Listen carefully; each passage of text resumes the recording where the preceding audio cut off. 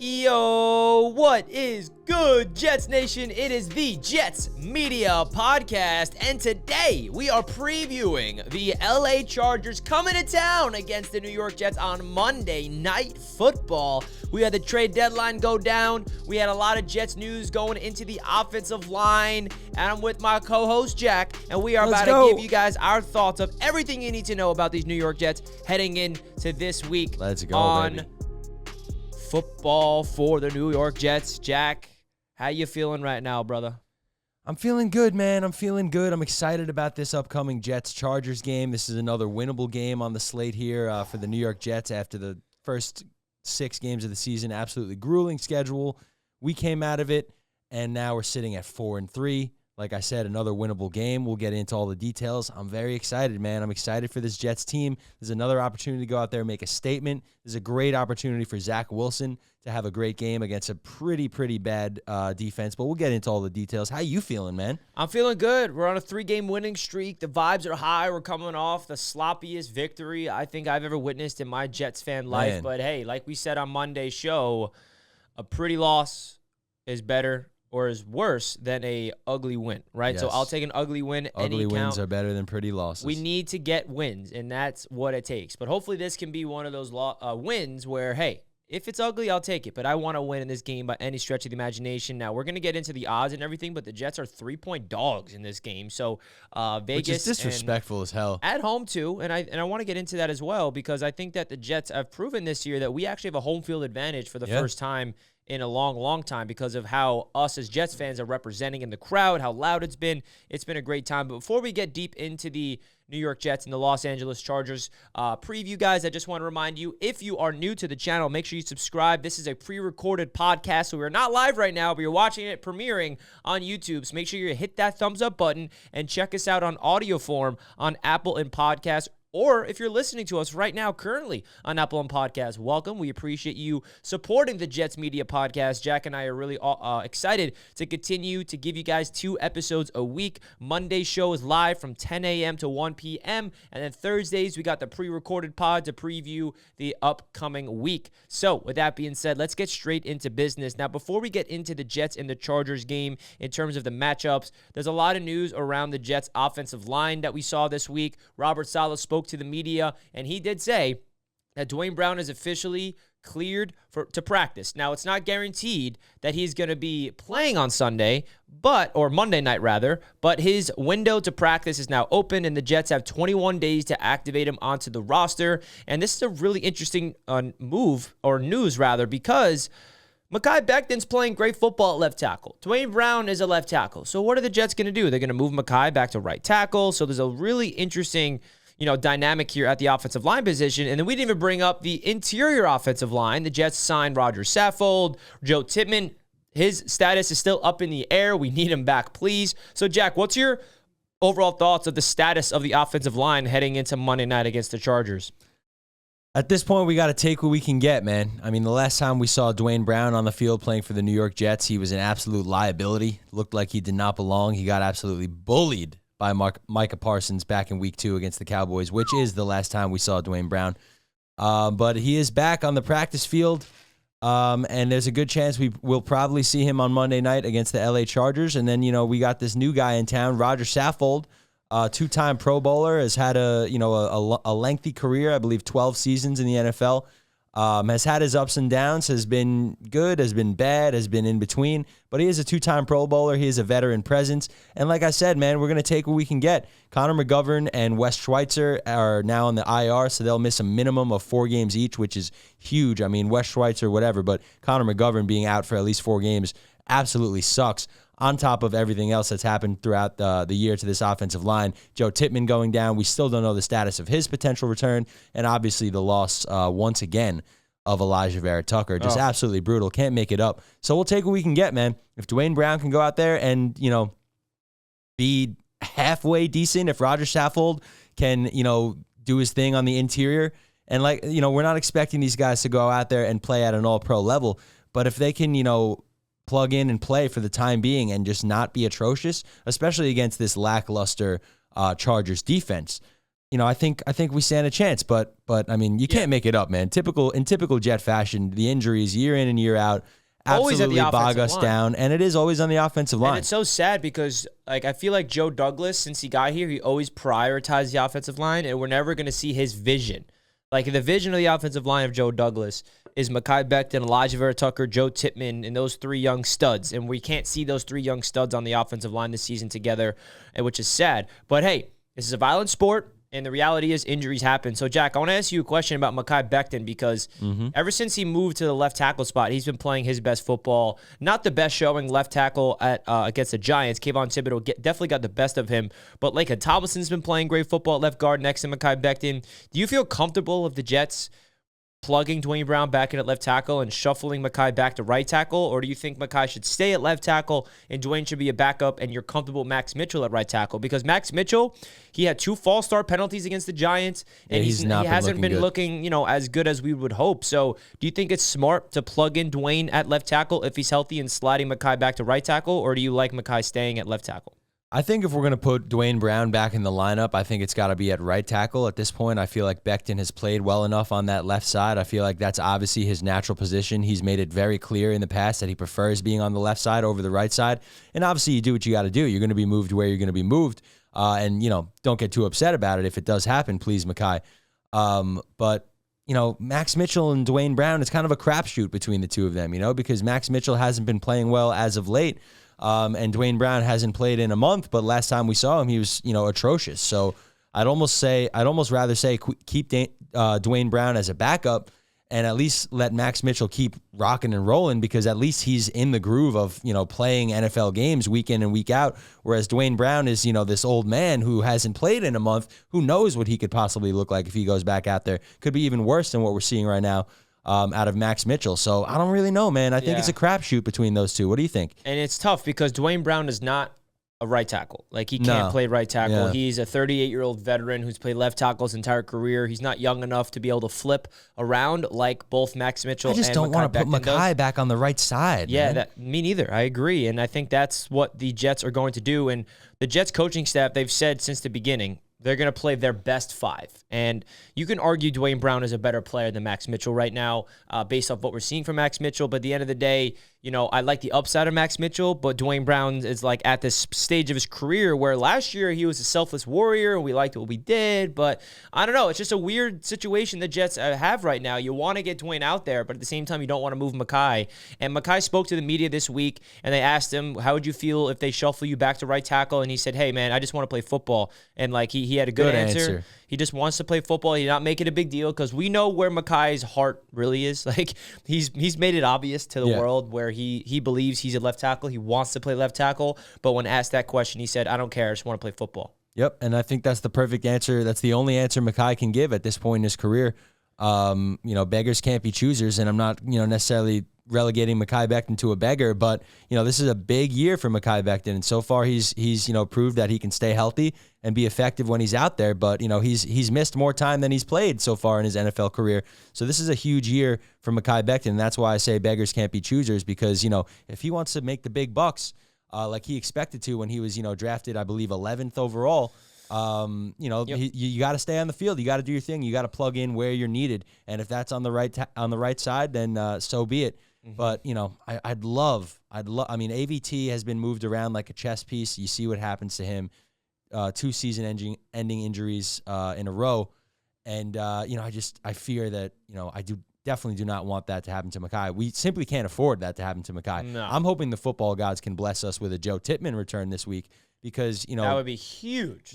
We got Newman, Xavier Newman at center for an entire game. While he wasn't awful, minus obviously the first snap went awry and was a turnover.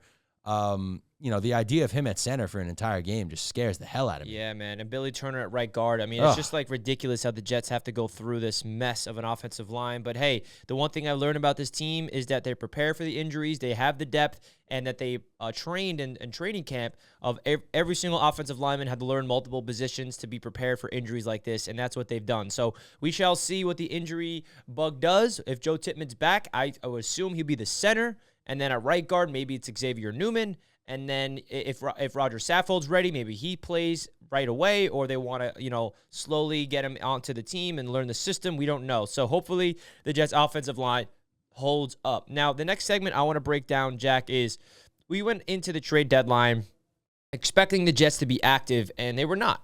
They made one trade, and that was McCall Hardman a few weeks back, and Jets fans were very upset about it. But we heard, per the New York Post, that the Jets were interested and were very aggressive, but unfortunately it does take two to tango in order to get trades to get down. Now, before we get into Zach Wilson and Justin Herbert, I want to get your thoughts, because we saw a report that the New York Jets called the Tampa Bay Buccaneers and the Las Vegas Raiders to go after Mike Evans and Davante Adams, and both of them said no. Now, let me just say this, because a lot of people have been twisting this. No, the Jets were not trying to land both of them.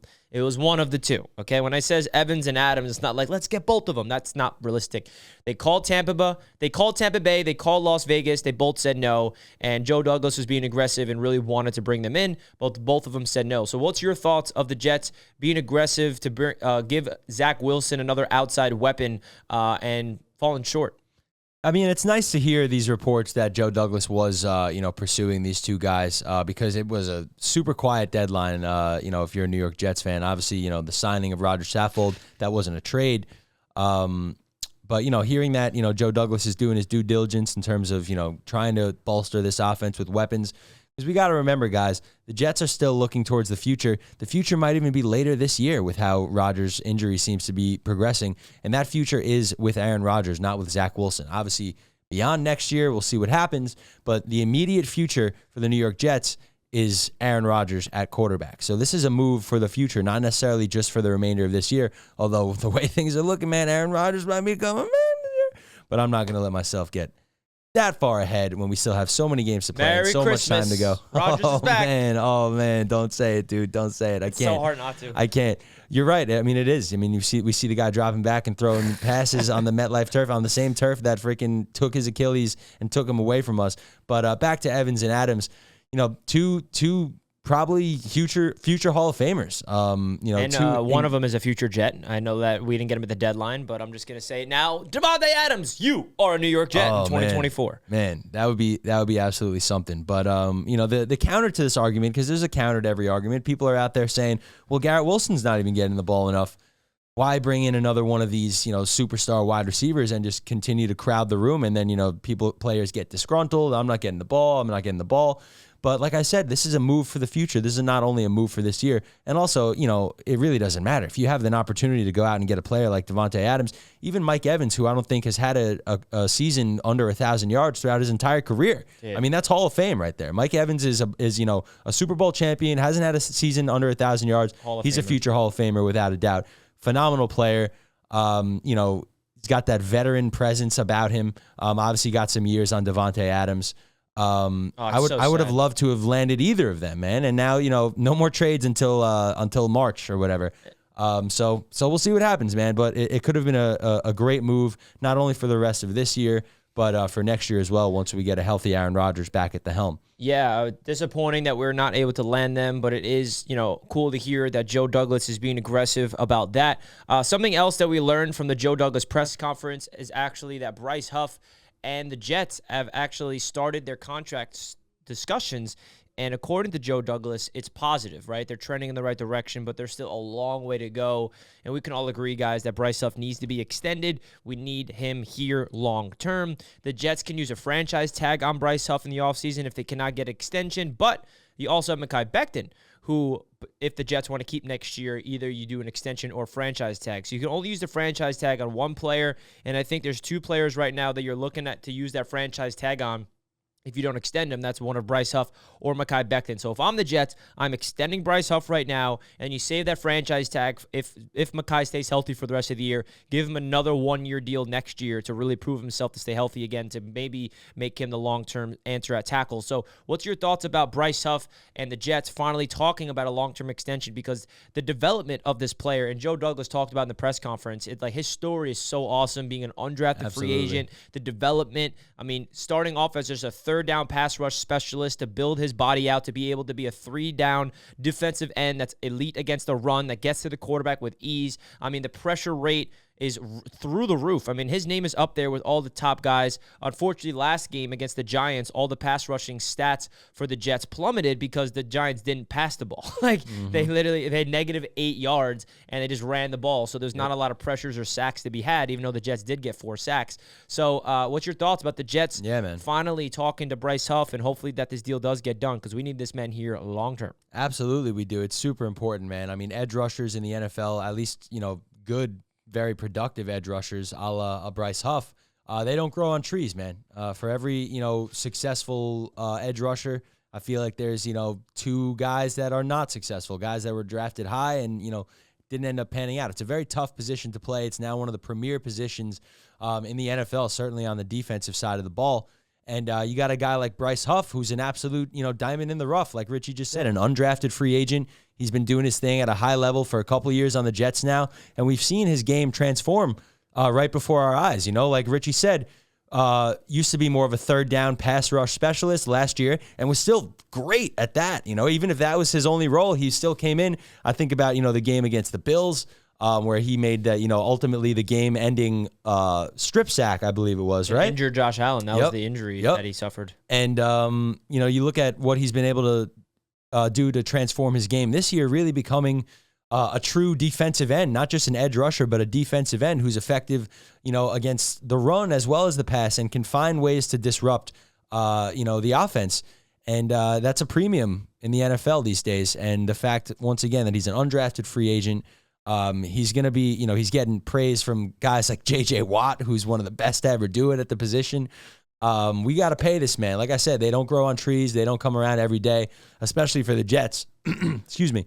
We got Jermaine Johnson in the picture now, who's coming along as well. But absolutely lock up Bryce Huff when you get the opportunity, man, because these guys do not come around all the time. 3 studs at that position long term if we ink up Bryce Huff forever, which is going to be Will McDonald, JJ, and Bryce Huff. Will McDonald actually had a really good game against the Giants in his limited reps. He had a great rep at the goal line on the opposite side when the Giants were backed up in their own end zone. He had a really good run stop that I noticed when I watched all 22 film.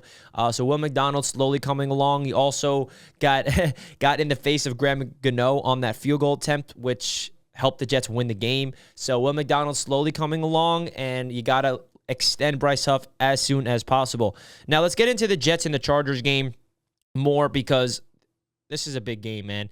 Jets huge. 3 wins in a row, and the LA Chargers are 3-4. The Jets are 4-3, and the Chargers are trying to make the playoffs, right? They're right behind the Jets for that wild card spot. They're a wild card team last year, and Justin Herbert is a phenomenal quarterback, and I feel like the Chargers are one of those teams that everyone just doesn't really think anything of them, but they are loaded. They're one of those teams that's just so good on paper, but they just find ways to lose for some reason. I think that's more on the coaching staff. And the way that the Jets win this game is they have to have a lead in the fourth quarter, and we win. Because the one thing I learned about the Chargers after watching them this season is that they just don't have the clutch gene. They can't close. And that's what the Jets have proven this year, that they can close. If you get into a tight game in the fourth quarter with the New York Jets, those are the types of games that this Jets football team is starting to win, right? So you talk about the matchup between Zach Wilson and Justin Herbert. Justin Herbert is on another level than Zach Wilson. But the good thing is we have a defense that can neutralize Justin Herbert. The Chargers defense, I don't know. They got talent there, but does not have a defense that can neutralize a quarterback in the league, because they are last in the NFL against the pass. So I'm really interested to see how this matchup goes. We've seen that this Jets team has a home field advantage. Every time that we are home, the MetLife Stadium crowd represents. It is loud, and I think the defense really takes on that energy. And it's really awesome to see the defense take advantage of this home field advantage for the New York Jets. I don't really think it helps out the offense as much as the defense, just because they're loud on defense, and on offense, we want to be quiet for the offense so they can understand and think a little bit. But I'm excited for this game, man. I wouldn't say it's a must win, because the Jets are 4-3, and we do have a much easier game next week. But it is a game where if you do want to win this game, because there is a path here to get to first place in the division by this. Dolphins lose against the Chiefs. Bills lose against the Bengals. Highly likely. And the Jets beat the Chargers. and the Jets beat the Raiders because the Dolphins have a bye week after this week, and we're one game back from them. So if that happens, the Jets are tied with the Dolphins for first place. Man, oh man, and I mean, you just laid it out, man. That could definitely happen. The Dolphins have a tough matchup in Germany, by the way, against the Chiefs, against an angry Chiefs team that was just exposed last week against Denver of all teams. And then you got the Bills playing the Bengals. That's going to be one of the matchups of the week. So, yeah, the path to the division is still there, baby. It's still there. But getting back into this matchup between the Jets and the Chargers, obviously you cannot compare, quarterbacks here. You got Justin Herbert, who's, on his way to being labeled great, potentially. Obviously, he still has a lot of winning to do in terms of the postseason in his career. But statistically, as a passer, I mean, he's been, one of the better quarterbacks in the league since his rookie year. It didn't take him any time to get going. Since he came into this league as the quarterback for the LA Chargers, he's been lights out as a passer. So this Jets defense is going to have a challenge ahead of them. That is for sure. But let's look back. Let's look back how this Jets defense played against the Chiefs, how they played against Josh Allen, how they played against Jalen Hurts and the Philadelphia Eagles, man. I mean, no team is unbeatable if you're dealing with this New York Jets defense. So the Jets defense has to do their thing. It is going to be a challenge. We even guys like Jalen Hurts. I feel like Herbert is more of a threat with his arm for sure than Jalen Hurts. So Sauce Gardner, DJ Reed. Welcome back. It obviously wasn't much of a test last week against the Giants. Easiest game of their lives. Didn't barely pass the ball. So welcome back, Sauce Gardner and DJ Reed. We're really going to see, how you guys are holding up this week because, the Chargers are going to pass the ball. And that brings me to another point. Austin Eckler is the exact type of weapon that has killed this Jets defense in the past. He's a chess piece. He can be used obviously in the run, obviously in the pass. He's a great route runner. He has great hands. He's shifty as hell. He's got quickness. He's got breakaway speed. When he's healthy, that's obviously his issue, Austin Eckler. He's had a lot of availability issues over the course of his career, but when he's healthy, he is absolutely dynamite. And that, tandem of Herbert and Austin Eckler, obviously you got Keenan Allen in there. They lost Mike Williams for the year, which is tragic for them. I lost him in my fantasy team. Tragic for me as well. That still stings. But, this Jets defense has a challenge, man. Austin Eckler specifically, you look back at how the Jets have struggled against games. I think about how Ramondre Stevenson just ate the Jets defense for lunch last year. And he kind of reminds me of that same player. Obviously Austin Eckler is better than Ramondre Stevenson. So the Jets have their hands full on defense this week, dealing with Justin Herbert and the Chargers. But Rich, as you mentioned before, and I'll let you take it from here, the Chargers defense is last in the league against the pass. So I'll let you take the reins. How does Zach Wilson and this Jets offense get it done against the Chargers defense? Yeah, I think that's what it comes down to. We can't rely on the Jets defense to win us this game. No. The defense is going to do their job, but they're not going to pitch a shutout. We can't expect this defense to just shut down the Chargers. They're going to get touchdowns, okay? And if they don't, then they really are the 85 Bears, because the one thing the Chargers have that scares me is an elite offense. I think this is the biggest test for the Jets defense this season, you can argue, because I know that the Chargers are not a winning team, but offensively, they are a high-powered offense. Keenan Allen is having another phenomenal season. So I'm not looking at the defense and asking them to win us this game. They're going to do their job. They're going to give up maybe 21 points. I would give them maybe 3 touchdowns, even though I don't think the Jets have given up more than 2 touchdowns all season since the Cowboys game. The Cowboys only scored 2 touchdowns. I don't think the Jets defense has given up more than 2 touchdowns at all this entire season. So if they can limit them, insane. Yeah, it's crazy. So if the Jets defense limits the Chargers to 17 to 21 points, this game all comes down to the offense for me. It comes down to the New York Jets offense, and it comes down to Zach Wilson, the offensive line, Nathaniel Hackett, Bryce Hall, Garrett Wilson, all the boys. And going up against a team like this, I really want the game plan to be aggressive from the start, man. Same exact philosophy that we saw against the Chiefs. I want to see Zach Wilson drop back to pass on first down and throwing back shoulder dimes down the field, because Zach Wilson shows a lot of upside. And I watched the film of the Jets and the Giants game. I watched every single snap. It's on my YouTube channel if you guys want to check out my thoughts of it. And I came away a lot more impressed with Zach Wilson than I initially thought, right? After watching the game live, for the first time on the broadcast, my initial reaction was, wow, Zach stunk today. We couldn't get a first down. The offense stunk. Zach stinks. All these things. That was going through my mind. And then that's why you can't look at the box score and you can't just go off of just a first live broadcast view to get a good idea of what's going on in the field. That's why you have to go in the film room. When I went into the film room, I didn't go away thinking, oh my God, Zach is a top quarterback. But what he did show me is that there's stuff that's not going in his favor around him that needs help. Allen Lazard, you got to start catching these balls. There was a dime that Zach Wilson threw to him on the left sideline that was like a phenomenal pass. He stepped up into the pocket, pressure in his face, zipped it across the body on the money. Allen Lazard drops it, right? Little things like that, I think, really goes a long way to the development of the offense. So this is it. There's no excuse, right? There's not going to be any rain, according to the forecast for now. It's against a defense that is ranked 32nd against the pass, and I want Zach Wilson to have his game. Jack and I have been always saying, when is he going to have that game where he has 300 yards, 3 touchdowns, and no interceptions, right? He almost had it against the Chiefs, but it doesn't really matter because they did not win the game, right? That's Zach Wilson's best game as a quarterback, in my opinion, but they did not win the game, so it's hard to say that's his game. We need Zach Wilson to have his game when they win. And I think the key to that is aggressiveness, right? I want to see some shots. I want to get Zach Wilson on the run. I saw somebody on Twitter post highlights of Zach Wilson of like just all of his best plays throughout his career from his rookie season, last year, and this year. And they're all very similar.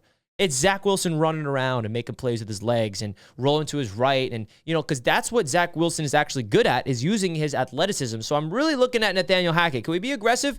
Can we be creative? Get Zach on the run with some bootlegs, use his legs as a weapon. Thank you. Take shots down the field, because Zach has talent and we're starting to see him figure it out. He has 1 interception in his last 5 games, which is the best stretch of his career. So, Zach's not turning the ball over through the air. He has to protect it more in terms of fumbling, because that's been an issue as of late. But I'm looking at Zach in this game. And of course, we have to rely on our dog and Bryce Hall, because I think that this is another game where he's going to get in the end zone. 3 straight games with a touchdown. I think this is going to be his 4th straight game with a touchdown. Use Bryce Hall as a weapon. Get him the ball in space. And Zach just got to let it loose. Find Garrett Wilson. Give him 15 targets. Allen Lazard, be more reliable. And just open up this offense. And it really starts up front of the offensive line as well to protect. Because Absolutely. Against the Giants, man, Zach Wilson was pressured more than 50% of his dropbacks, and unfortunately, there's no quarterback that's going to be able to survive that. So it's up to you, Zach. There's really no excuse heading into this game other than your offensive line being down, but I still expect you to have at least 250-plus yards, 2 touchdowns, and 100%. A win. 100%. And I think this is, not only a big game, and you briefly mentioned it, not only a big game for Zach Wilson, but this is a big game for Nathaniel Hackett as well, who's honestly, kind of been on the shit list of many Jets fans lately, and I think for good reason. Just inconsistencies from game to game. What happened against the Chiefs, man? Where's that play calling at? I feel like we bust out the play action like 1 time a game, and it works. Every time we do it, it works, and it's like, oh my God, look at that ball fake! Like that looked like a Chad Pennington ball fake. That ball fake he had against the Giants, dude, it was beautiful. That was like, and we did it 1 time. Ball fake I've seen Zach do. We did it 1 time. So where's it at? We did it 1 time. Again, Chargers defense last in the NFL, 32nd in the NFL against the pass. So don't be afraid to air it out. Trust Zach Wilson, who, like Richie just said, has only had 1 interception in the last 5 games. And he doesn't have the touchdowns to make the turnover ratio look like it should, because I feel like the play calling is not there. And I feel like part of them, for some reason, they're still afraid to let Zach Wilson let it fly, because they're afraid he's going to have that 3 or 4 interception game like we've seen out of him 24 before. Seconds left. He has to let it fly, so they have no choice. And what does he do? And then he balls out. So just let the man do his thing. I mean, we throw and I understand, there was a Bryce Hall drop, there was a missed throw from Zach Wilson, but we throw the ball to Bryce Hall. He does the rest of the work. 50 yards. Find creative ways to get the ball into your playmaker's hands. Nathaniel Hackett, I think this should 100% be another 100-yard game from Garrett Wilson. No questions about it. 100%. No questions about it. And a touchdown this time. Bryce Hall should go off. I mean, there's no questions about it. This is an untalented Chargers defense. They don't have talent on their defense. We have talent all over our defense. So we should absolutely destroy these guys. And the offense has been the problem. But if there was ever a game to get right and to feel good heading into the Raiders, who also have a shit defense and a shit team in general, it's this game, man.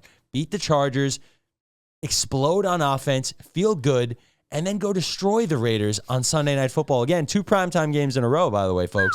Monday night this week, followed by a Sunday night next week. We've really arrived. Oh, my God. The Jets have arrived. And obviously it's all because of Aaron Rodgers, but Primetime Zach, baby. We could be primetime. We've Zach. been saying we're America's team, but like if we win our next 2 games on primetime, Monday night and Sunday night, we are America's team. That's 5 straight wins, potentially first place in the division if the Dolphins lose to the Chiefs. I mean, a lot of things are going in our favor.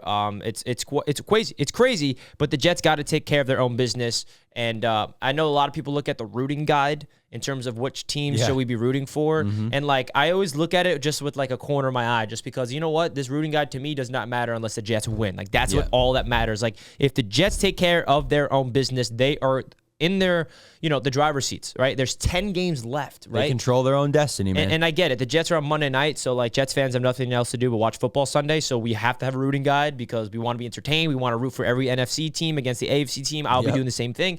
But every time I see a rooting guide, me personally, the first thing I think of is the rooting guide does not matter unless the Jets win. Like we need the Jets to take care of their business, and I think that they will. I really genuinely believe, and it's not going to be easy, by the way. It's not going to be easy because even Vegas has the Jets losing this game. So getting into the proud sportsbook sponsor of Jets Media, you guys know them by now. It is BetUS Sportsbook. Now, if you guys want to get 125% sign up bonus, you guys can click the link down below in the description and make 125% sign up bonus when you open an account at BetUS Sportsbook. This is where I make all of my bets. It's illegal in all 50 states. You could bet on football, basketball, baseball's now over, so you can't bet on that anymore. You can bet on horse racing. There's casino games. So guys, make sure you guys take advantage of the 125% sign up bonus on BetUS, but please bet responsibly. I greatly appreciate that. Now, before Jack and I break down these odds, because I find it very interesting, let's hear a quick word from BetUS. BetUS, America's favorite sportsbook, where you can bet on everything anytime. Sportsbook, casino, horse racing, live betting, and more. We have the best bonuses in the industry. That's right, get a 125% sign-up bonus. And to celebrate our 30-year anniversary, we are giving up to 30 risk-free bets, a truck, Super Bowl tickets, and more. Don't miss out. Play smart. Join now. BetUS, where the game begins. So, as you guys can see, the Jets are 3-point underdogs. The spread's at +3. The odds are +105 for the Jets at +3. That's what I'm taking in this. I mean, personally, obviously you want to take the money line because that just means the Jets win. But listen, I really like this. But my question to you, Jack, is the over-under at 40. It's a little low, in my opinion. And I honestly think the over's going to hit. I think that this is going to be more of an offensive game from both teams. We're going up against a top-tier offense, going up against our elite defense. But our offense is going up against a defense that hasn't been great this season. So where do you like that over-under mark at 40? I want the over to hit just because I'm so ready for an offensive explosion from the New York Jets, man. I mean, I trust this Jets defense to hold, the Chargers 17, 21, maybe 24 points max. And, we got to match it, dude. If we could score 30 points on that, why the hell not? Why can we not score 30 points on this sorry-ass Chargers defense? There's absolutely no excuse. We have one of the best running backs in the league. We have one of the best wide receivers in the league. Why not? Why not us? Why not the New York freaking Jets to freaking score 30 points on the Chargers' disgraceful, sorry-ass pass And hey, defense? why can't one of those touchdowns be on behalf of Sauce Gardner returning it for 6? That's what I'm saying. That's what I'm saying, too, man. We're due for one of those as or well. Or Xavier Gibson return. Or another safety. Or a safety, which we have 2 safeties I'll take already. 2 points from a safety. Why not, man? 100%. So I do like the over to hit this week. Although... Again, we got to present the other side of the argument. Last week, the under was 36. Everybody's like, oh, hammer that over. The 36-point under hit last week for the Jets-Giants. So you never know, man. With how good this Jets defense is and, unfortunately, how bad this Jets offense has been, the under could hit as well. So I don't know. It's a crapshoot. It's up in the air. Guys, let us know in the comment section. Do you feel like this is going to be a high-scoring game, hitting that over of 40 points, or do you feel more comfortable of it being a defensive, low-scoring, scrappy battle like it has been for the Jets throughout this entire season? So big-time shout-out to BetUS for continuing being the official sportsbook sponsor of Jets Media, guys. Don't forget to click that link down below to open up the account and place your bets, baby. Now, let's get deeper into some matchups. Sauce Gardner versus Keenan Allen. Keenan Allen is on a tear this season. Keenan Allen is one of the most underrated wide receivers in the NFL. And this is a big test for Sauce. This is a big test for DJ Reed. Big test for Michael Carter II. There's a graph that we always talk about every single week of the corners where you look at the graph and you see all the corners, right? You know what I'm talking about? Separation yards allowed or whatever, yeah. Sauce Gardner, DJ Reed, Michael Carter II are all in first. It's kind of ridiculous. Like, we have the best corner trio in the NFL, and by the way, it's not even close. We have the best linebacker duo in the NFL. By the way, it's not even close. Congratulations to Quincy Williams, AFC Defensive Player of the Month of October. I mean, this defense is here, folks. The defense is here. You know what else we should mention? I mean, it's a terrible shame that we lost Al Woods. But Tanzel Carcucci board Smart is about to get an opportunity to go out there and play some games in the regular season, man, which, you know, it sucks that we had to have a guy to go down to make that happen. But obviously Tanzel morphed into a fan favorite throughout Hard Knocks and One Jets Drive this summer. Waiting for his opportunity. And, just chomping at the bit for his opportunity. And, you know, we've seen him, you know, do some good things for the Jets before. So I'm excited to see him get his opportunity. Once again, not excited that Al Woods had to go down for it to happen. because the one thing about Al Woods is he's irreplaceable in terms of he's our run stuffer. Oh, yeah. I mean, and Tanzel Smart's more of a pass rusher. He's a massive human being. So it's kind of going to be hard to replace him. Yeah, of course. And I'm worried about that, honestly, because our run defense has been good because of Al Woods. Yeah. So hopefully that could be better. But, yeah, very excited for Tanzel Smart. Quentin Jefferson, though, has been playing such an underrated signing, Awesome. He's been low-key better than Sheldon Rankins. I think he's, you know, gonna step up and plug up those A gaps for us. And Jermaine Johnson and, I mean, Bryce Huff against the run. And, of course, Quinnen has a lot to say about it. C.J. Mosley and Quincy have been dogs. I mean, even Michael Carter II's been good against the run. I mean, I can go on. I mean, where's the weakness on this defense? It's just so freaking awesome. Let's talk about this defense because I really don't want to take this defense for granted because they are, like, playing football that I haven't seen. All the credit in the world goes to Robert Saleh giving Joe Douglas his scheme and Joe Douglas building out the scheme and Robert Saleh hiring a staff, and the development that we've seen is just astronomical, right? Even Tony Adams to Jordan Whitehead to Sauce to DJ. And you tell that the system is so good when Bryce Hall and Craig James and those guys had to step up against the Eagles that it's so well coached, and Robert Saleh and his staff deserves all the credit in the world. So how do you think this Jets secondary is going to be able to match up against a high vertical style offense that Justin Herbert's probably going to pass for like 50 plus times? And a fun stat to keep in mind to see if this streak will stay alive or not. The last time the Jets gave up a quarterback to have 300 or more passing yards was week 3 last season against Joe Burrow and the Bengals. So that is like a long streak. Man. And we'll see if that will continue. If the Jets can hold Herbert to under 300 yards, that streak will probably continue for a long time because he's probably the only quarterback left on the schedule besides, you can say Josh Allen, but the Jets get to him. I mean, Tua, of course, that like makes me feel like can put up 300 yards. So what are your thoughts about the secondary and the defense against Justin Herbert? Honestly, man, I think that the defensive front and the linebackers are going to have their hands more full with a guy like Austin Eckler than I think, you know, DJ Reed and Sauce Gardner are going to have dealing with Keenan Allen and the rest of the Chargers wide receivers. Because, like you said, I mean, Sauce Gardner and DJ Reed and, you know, throw Michael Carter II in there. They are those guys. They are that good, you know? And obviously, Keenan Allen's a great player. Justin Herbert is a very, very, very good quarterback.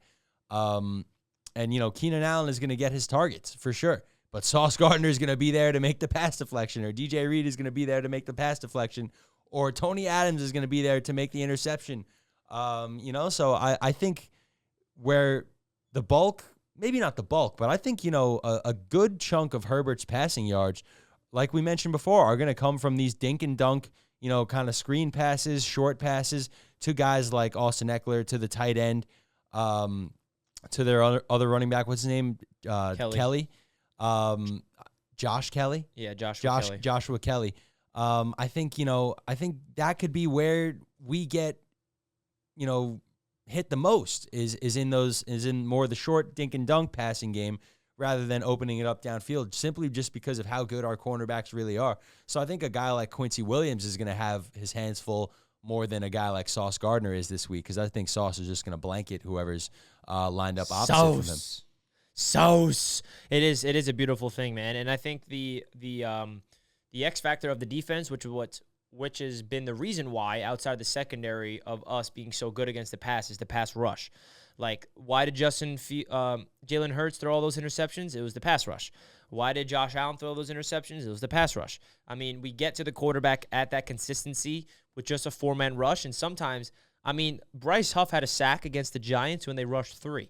They dropped John Frankenmeyer's back in zone. When I was watching the film, I was like, oh, my gosh, Jeff Ulbricht's in his bag right here. I mean, you're dropping JFM in coverage, which opens up Bryce Huff one-on-one, and then, and then he just gets to the quarterback like that. So the Jets defense has done their job. The scheme has been off the charts. The personnel just releasing the hounds, as you will. The violent Jets defensive front has been getting to the quarterback pretty much consistently all season long. The pressure rate's up. The sack total is not as great as I'd like it to be. And listen, I just think that this is one of those games where you have to have that bend but don't break defense. But I also feel like the Jets got to win the turnover battle in this one because the Jets have been winning. They lost a turnover battle against the Giants, actually. Which is unbelievable. That's how bad the Giants are. Giants are a disgrace, dude. The fact that we lost the turnover battle two turnovers we had to 0 turnovers by the New York Giants, and we somehow found a way to win that game. The Giants are trash, dude. The Giants are garbage. Dude, the Giants handed us that game, and we took it. Oh, yeah, we took it. We took it. And that's what we want in this game. We do not want to rely on a team to have a mistake to win. No. We want to be in the driving seats. This is the game, man. This is the game.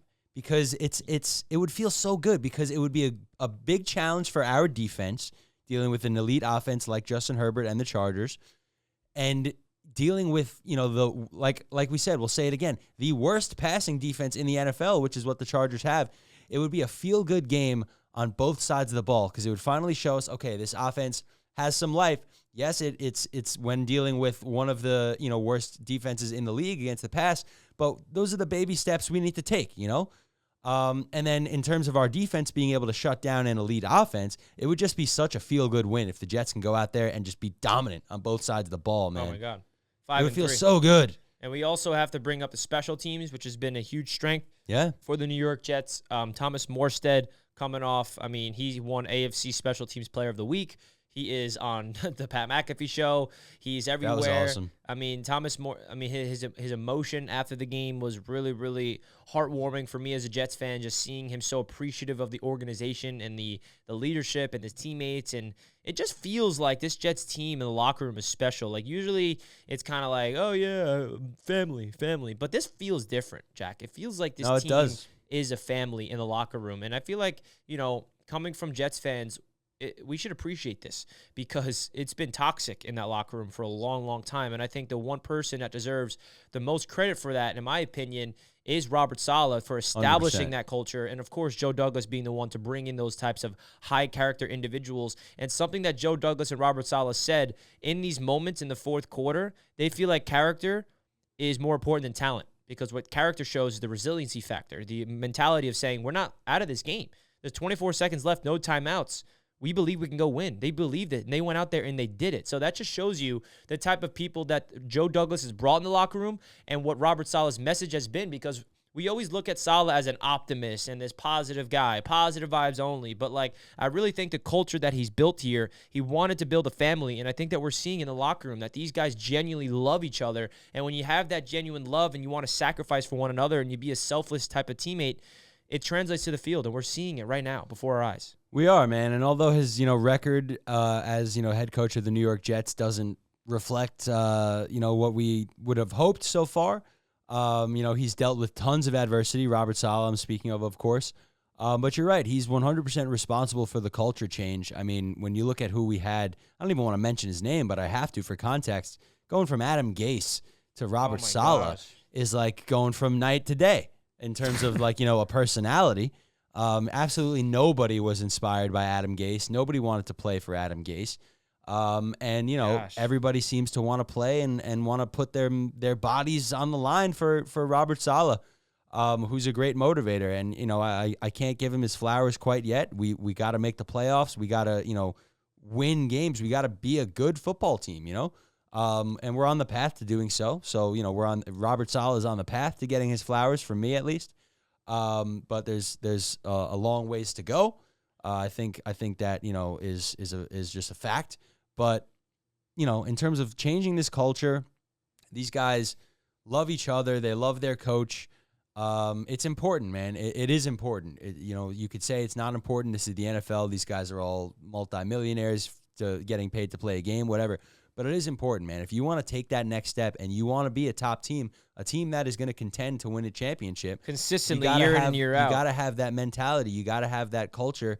And Robert Saleh has, played I think the biggest role in changing the culture, at least within the Jets locker room. Like I said, we still, we're only a reflection of our record. So, as of right now, we're feeling pretty good, but we've got to finish out strong the rest of the season, unlike how we finished last year. But, I think Saleh is on a good path. The way that they handle he'll get another year next year, obviously, because, nobody expected Aaron Rodgers to go down 4 plays into this season. So Saleh's job, and I think Joe Douglas's job as well, are not on the line in terms of this year. We'll see what happens next year if we have a healthy Aaron Rodgers and still nothing happens, whatever. But that's looking way into the future. But I think right now, Robert Saleh, with all the adversity that's come our way with this season alone, I think he's doing as good of a job as he could be doing. And he has to make the playoffs in order for us to really give him his flowers. And there's really no excuse of that. I mean, that. if you make the playoffs with Zach Wilson as your quarterback, bro, build the statue of Robert Saleh now. I mean, yeah, we were 5-2 last year with Zach, and then it fell apart because of the what we can't let happen. Injury to Bryce Hall, and Bryce Hall's healthy right now. And the reality is, last year we can say we were on a 4-game winning streak on the backs of Bryce, and Bryce and AVT goes down. Now AVT's down, but Bryce is still with us, and like Bryce Hall is, in my opinion, the entire offense. Like without Bryce Hall, this offense, it already is like not good, but like without Bryce, it would be even worse. And I think that's why I have so much optimism of this offense figuring it out, because when we can get Bryce going with the play action going with Zach and opening things up, that's when this offense really starts to figure themselves out. And, I don't want to blame the weather and blame the offensive line issues that we had against the Giants, but there's a lot of external factors that went into that offensive mess, and I'm hopeful that this can be the game where it all clicks and they can really get Zach Wilson in space, because, you deal Robert Saleh, a rookie quarterback, and Zach Wilson. He's not playing good football his first 2 years. He has a great defense last year. The team collapses because the offense just absolutely just spirals downward. This year, they're like, okay, we have a championship-level defense. Let's go out there and get an actual quarterback, and we cannot rely on Zach. Okay, let's go get Aaron Rodgers. And then we're all thinking Super Bowl for the reasons, because of the defense and Rodgers goes down. How could you not? And now you can obviously argue that all those championship Super Bowl aspirations were proven correct with Aaron Rodgers, because based off what we're seeing right now with how good this defense is and what this team would be with Aaron Rodgers, I know it's really sad to think about it because we're mourning the loss of that still. But the reality is Zach is here and he's playing football. He's playing winning football, which is just weird because you watch him and it doesn't feel like he's playing winning football, but he has a winning record. So it's up to him to continue to make strides in the right direction, stay confident, stay within yourself, and hold yourself accountable, be a leader. And I think that's what we're seeing from Zach, man. I really like to see the smile on his face in the press conferences. Last year I was watching the press conferences from Zach and he just looked like a stressed out kid, just like not prepared, just like every week he's like attacking the practices with just like a lot of things on his mind. Now he feels loose, he feels calm, he feels like just totally like playing free and playing with joy. And I think that's where Zach spiraled last year, where it was the opposite. So obviously you need to be able to have that game where Jets fans can all come around Zach, and he has not proven anything yet to be the franchise guy. But if you watch him and you watch the film this season, you can't say he's showing slight improvement. I don't know what to tell you, because he has, and he has a long way to go. But like, this is the game right here on Monday night to really step up, because he had that game on Sunday night against the Chiefs where like not only did he wake up Jets fans, he woke up NFL fans. Like, whoa, Zach Wilson, with like the entire world thinking he's gonna stink, like outperformed Pat Mahomes. Like, what? If he does that same thing again on Monday night but wins and doesn't have a crucial fumble, I don't know what the narrative is going to be going into that Sunday night game against the Raiders. Yeah, man. I mean, this is the Zach Wilson game. This is the opportunity for Zach Wilson to go out there and, like we said, have a great game. No questions. There's not, he played really good and then, fumbled at the end like the Kansas City game. There's none of that, man. This is the game to go out there and do your thing. And obviously, Zach Wilson's in his third year in the career, and he's absolutely stunk so far throughout his career. So he's not, calling his own plays out there. So we need help from the offensive coordinator as well to scheme some receivers open, to not be afraid to let Zach Wilson do what he was drafted to do, and that's, throw a ball 60 yards in the air on the run. Where's that at? You know, Jack, I watched the highlights of him. Like, obviously, there's highlights and there's lowlights. And you watch the lowlights of Zach's career, you want to, like, rip your hair out of your head. But you watch the highlights, you're just like, holy Some crap. of them are next Nuts. level. And, like, I watched a compilation of all of his clutch plays of, like, throughout his career. Like, that Tennessee Pressure game. in his face. Like, third falling down. Third down against the Tennessee Titans. Remember that overtime game? I do. Like, that was a clutch play. Last year, his first start against the Pittsburgh Steelers when he had that game-winning drive in the fourth quarter, had a fourth down bullet to Corey Davis, who, by the way, we missed dearly. I wish Corey was still with us. Oh, me too, man. But, like, the one thing Zach has shown me, and I said this on the roundtable last night, and everyone was roasting me, and I don't really care, but, like, Zach has shown just slivers of hope that he actually might have the clutch gene. And he has 6 career game-winning drives. He leads the league this year with 3 of them, and I know a lot of that has to do with us losing to get to those comeback victories in the first place. But it's either you have a clutch gene or you don't. And so far in his young career, he's shown that he has at least the ability to not crumble under pressure, right? It's not like we're seeing him, absolutely right. down by 7 points in the fourth quarter, and he just cannot go down the field and score, right? We've seen you're absolutely right, glimpses bro. of it, and like all the throws that he made in the clutches, not even just this season, but throughout his first 3 years, I'm watching. I'm like, wow, I'm impressed. Like, this could be something if he can just figure out the first 4 quarters. It's been such an odd career for Zach Wilson because he's you just kind of said it. He's made the difficult things look easy, and then throughout all of last year, he couldn't throw a check down pass to a wide open running back or whoever it was, So it's like he's struggled with what should be, with what an NFL quarterback should be able to do in their sleep. But then, he's had these highlight plays where it's like, I didn't know anybody could do that, let alone Zach Wilson. So it's just, you never know the guy you're going to get. Although he has been consistent over the past, month or so. We got to get the touchdowns up. Yeah, and there is a path of victory. Shout out to Bryce Hall for taking one to the crib and doing all the work. 50-yard touchdown. At least giving Zach Wilson a 50-yard touchdown pass. And the crazy thing is, it's like there is a path of victory against the Chargers without Zach having a game just because of how good Bryce is. Like, if Bryce has, like, a 200-yard game on the ground and he has, like, 2 breakaway rushing touchdowns and then the defense does what he does, like, Zach can have 175 yards and, like, 1 touchdown and still win somehow. But this is still a game where I'm expecting Zach Wilson to step up and play his best football. Absolutely, man. I hope you're right. I hope you're right. I hope we're both right. I mean, we're in agreement on this, man. There's no excuses as to why Zach Wilson should not absolutely ball out. And like I just pulled up the highlights. Terrible defense. Me and Jack are now watching all of Zach's clutch throws throughout his career, and like I'm just looking at it. Just overtime dime to Keelan Cole in overtime against the Titans. Another third down throw in overtime. Simple route to Crowder, and just seeing these just gives me excitement. I mean, 4th down against the Texans as a rookie.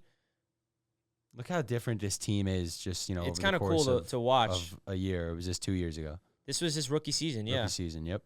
I mean, like he's shown it. He's shown a little abilities, and they're all third down, like with a lead or trying to come back. I mean, this one against the Buffalo Bills, 3rd and 5, rifles it to Denzel Mims for the first down, which helped them win the game. Shout out Denzel. Thank you for nothing besides that catch. This 3rd and 6 play, Zach Wilson, 3rd down and 6 in the fourth quarter, down by 3, completes it to Tyler Conklin. Down by 3 again, 2nd and 9. Zach Wilson in Pittsburgh rifles it to Corey Davis. Like, he's shown strides. And then we could also bring up the lowlights, and then we'll be like, well, this guy stinks, right? So that's really what it comes down to for me. It's the inconsistencies with Zach Wilson. And unfortunately, there have been, or maybe the bad ones just stick in your mind more, but I'm pretty sure there have been more bad plays than good plays. While the good plays are really good, throughout 3 years, there have been more bad plays than good plays. So that's why, the jury is still out on Zach Wilson in terms of, not being a great quarterback, because he's still got everything to prove. And it's not like, this is, he's heading into, the 8th game of his rookie year here. This is year 3. So, we need to see improvement, and we have been, but it's been small and it's baby steps. But Richie's right. I mean, if you guys were watching the highlights we're watching right now, here we go. 16 seconds left. Oh, man. Zach Wilson finds Lazard. And they freaking And they get there, and they spike it. 5, 4, 3, and then, 2, look, spike. 3rd and 10 in overtime. Gets hit as he throws. I mean, we have not had a 3rd down conversion the whole game, and then he decides to do this. Look at Sauce, like freaking ready to celebrate. It's just so interesting to me how Zach, like, it's peculiar, man. When the pressure's at its highest, he plays his best, and when there's no pressure, he's like, yeah, I'm gonna spin backwards and take a 30-yard sack.